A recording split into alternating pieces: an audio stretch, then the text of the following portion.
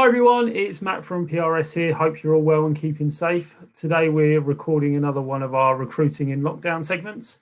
So today I'm joined by our senior consultant, Matt Soulsby from our Manchester branch.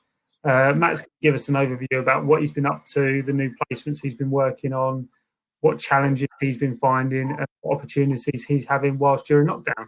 So over to you, Matt. You can give everyone a bit of an update and intro to what you've been up to.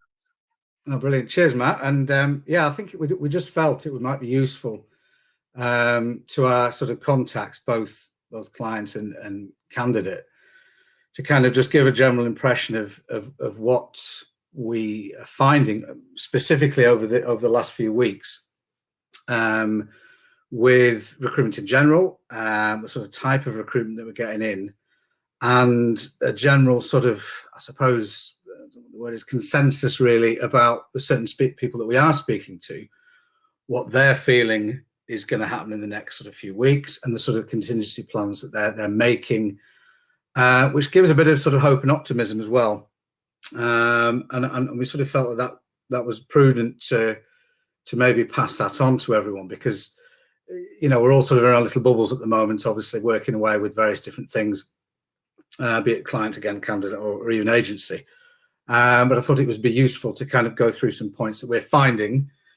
We've been asked to maybe either look at or consider, or stuff that we've thought maybe, well, actually, this might be worth start us working on in the eventuality that you're going to need them. And this was all gained just for obviously speaking to regular contacts, etc. One of them sort of, and you'll all be aware of this anyway, but one of them that raised its head sort of frequently was the nature of compliance, and specifically obviously statutory compliance. It was something that a lot of contacts have been, obviously everyone's aware of it. When in your contracts you're going to have this in, but depending on which contract you're working, if it's obviously under occupied buildings, you're going to have possible issues with the Legionella side of it, with the usual fire alarm checks, all the usual stuff that we sort of is part of a normal weekly process on a contract. And what we're finding with some sort of jobs that are sort of being mooted and maybe asked us to start to look at is things like that. So even temps to go in and obviously look after the tap temps, or look after the flushing, etc. And that it's all logged, because the danger, obviously, as we all know, that the last thing we all need is an outbreak, if you can call it that, of Legionellas, which is something a lot of people are kind of paying close attention to, especially with this potential phase back into offices, etc. So that's something that we're looking at. And again, from a candidate point of view, that's something obviously that we will be approaching people for as well. So that's an area where we believe that things are going to pick up. Hand in hand with that is the health and safety side. Obviously, they're always part of the FM contracts, etc. But more specifically, I suppose a lot of people are talking about if people are going back into certain offices or certain workspaces, that these workspaces are going to have to be, I suppose, fit for purpose with, social distancing. And not every building obviously is designed like that. Obviously, it wasn't designed with that in mind. So there's going to have people for health and safety backgrounds, etc., to go in and do assessments and put recommendations in, and real quite thorough checks about this. So again, the health and safety sort of profession is going to come obviously to the fore. And again, we're starting to get sort of inroads of us to start possibly looking at this too. And then the rest is kind of the obvious, really. I mean, the life cycle work, we're getting actual bookings in for that as well, also permanent, to maybe start to look in a few months' time, because as we all know, the life cycle stuff, the projected projects, be it small works of capital, a lot of sites, it'll be null and void, it'll stop, the pipeline would have completely ceased. But that is something that people are trying to kind of get ahead of the game a little bit, and trying to look for people, maybe before other people sort of, think on that, because the pipelines are going to have to start to kick off again. There's going to be stuff that needs doing. So again, projects, and there are project roles we're actually getting in live right now as well. So that has actually started, and they are perm. Asset mapping as well. I mean, again, we were thinking, we especially from the Northern office, we used to run, mainly from my boss, Sue Gaffney, used to run a team of asset people, which we'd have go out naturally anyway, mapping certain roles, certain sites, certain buildings, certain contracts, doing a lot of DLAP stuff and gaining access to sites. Now this situation might allow itself to have certain sites that are either closed or under occupied to allow people in at a safe distance to do this. So that's another thing which we are looking at.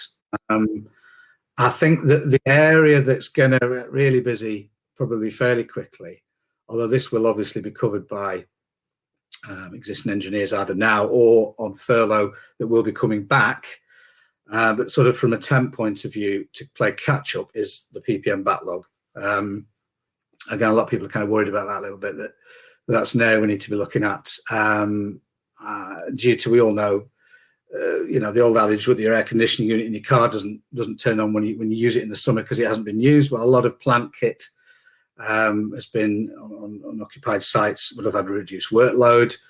So there might be worries about sort of dormancy there that, they're going to have to be looked at. So this is another area that again, we're sort of concentrating on and people have been moving and talking about. Not yet active yet, because obviously a lot of this will be handled by the existing furloughed personnel.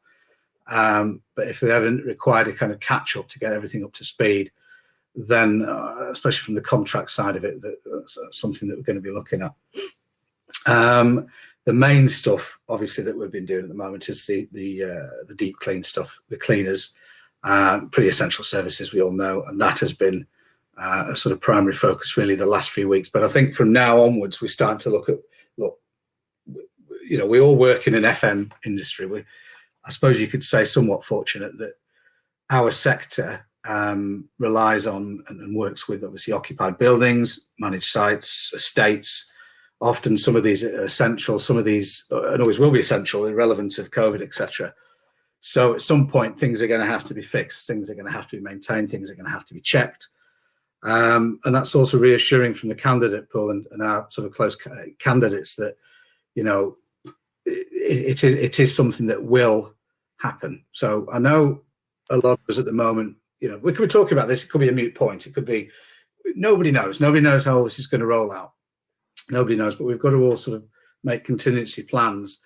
But what is probably pretty certain is that the estates and the sort of the end users, if you like, it will come to a point that things need to be done. And when it's obviously safe and suitable for that to happen, it will naturally flow that then people will be coming back in and these things will have to be done. It's slightly different to maybe say the construction industry where certain things could wait longer or they could be put off, etc. So, we just need to sort of have faith in that and keep close. But I think it was prudent to maybe tell our sort of client base and our candidate base that there are, there are sort of work coming in. There is work coming in that people are making kind of plans for this to happen. And I think in this sort of period of uncertainty, it's reassuring to know that. Fantastic. Useful to say. And I guess as well, there might be a perception that agencies disappear, that, through this period of time that there is less working, which is true, there is more normal, obviously. And I won't go into the reasons why, we all know why, obviously, and the various different sort of things that have come from it. But I think it's useful to tell people, look, we're still here, we're still functioning, we're still working on jobs, we're still actively speaking to people. And I think that is the most important part that all of us can do at the moment, is speak to people for various different reasons, to know that we're still here, that we can still operate for you. But even just catch up. I mean, it'd be great to hear your stories and your sort of feelings on your contracts, and if there's any areas you want us to, look at, not actively work, but just look at, say, look, guys, can you, 2 months time, maybe touch base and we'll sort of put our heads together about this particular thing. And I think a big testimony, and this isn't a Bill Gates shout out for Microsoft Teams or everything, but the technology has worked. It's proven that it's worked really well. I think PRS, a testament to themselves, to the owners and to the people that organise PRS and set it up, is that this tech has worked. It's worked really well, and to the point that we're doing interviews through it, and we're sort of facilitating that for people that aren't maybe so au fait with the tech. We're doing sort of screening with it. We're doing, even sales and even service calls with it. So it's working well. And I mean, if this has happened 10, 15 years ago, obviously this would be a completely different story. But I think it's useful to pass that on to you guys. And yes, it would be good for you to obviously, if you ever want to have a chat or even just a catch up, then we're always here. Fantastic. Well, thank you very much for that really detailed overview on that, Matt. And yeah, definitely the technology has definitely worked. We're still in cleaners. We're still having conversations and making permanent placements across the board. So yeah, it definitely has, and it's great to really demonstrate that, which is fantastic. Well, thank you for your time today, Matt. Really do appreciate it. And yeah, we look forward to speaking to you again very soon. Yeah, thank you. Thanks a lot.